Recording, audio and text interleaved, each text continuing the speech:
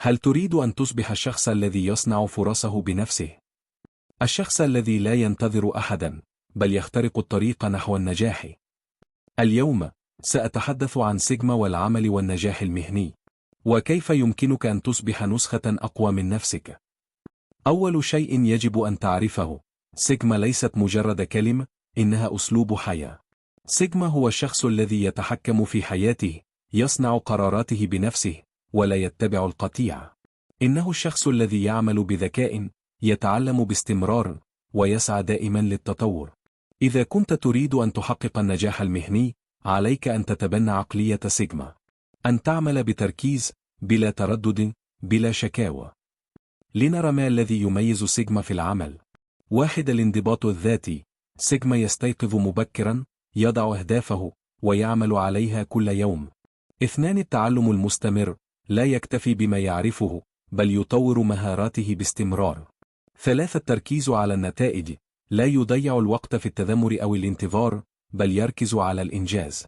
4. الاستقلالية، يعتمد على نفسه، لا ينتظر التقدير من الآخرين. هذه الصفات ليست صعبة، لكنها تحتاج إلى إرادة قوية وممارسة يومية. الآن، كيف يرتبط هذا بالنجاح المهني؟ النجاح المهني ليس صدفة. النجاح يأتي لأولئك الذين يعملون بلا كلل، يخططون بلا خوف، وينفذون بلا تردد. سيجما يعرف كيف يحول كل تحد إلى فرصة. كل فشل درس، كل عقبة اختبار لإصراره. إذا تبنيت عقلية سيجما، ستلاحظ تغيرا كبيرا في حياتك المهنية خلال أشهر قليلة. ستصبح أكثر إنتاجية، أكثر احتراما من زملائك، وأكثر قدرة على خلق فرص جديدة. إليك خطوات عملية لتصبح سيجما في حياتك المهنية. 1. ضع أهدافا واضحة. اكتب ما تريد تحقيقه هذا الشهر، هذا العام، و5 سنوات. 2. طور مهاراتك يوميا. اقرأ، شاهد فيديوهات تعليمية، وتدرب على المهارات الجديدة. 3. احمل نفسك مسؤولية كل عمل تقوم به، لا تلوم الظروف، ولا تنتظر المساعدة. 4. استثمر وقتك بحكمة. كل دقيقة تقضيها بلا هدف هي فرصة ضائعة.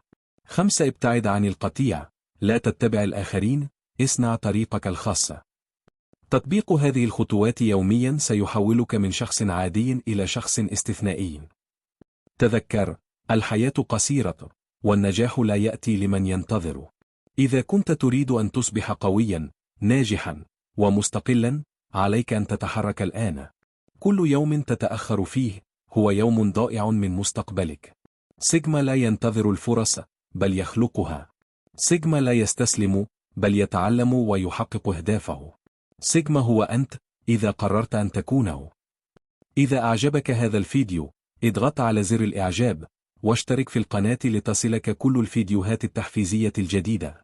شارك الفيديو مع أصدقائك الذين يريدون النجاح والتطور. والآن، ابدأ اليوم، اتخذ خطوة صغيرة نحو هدفك، وكن سيجما الذي يغير حياته.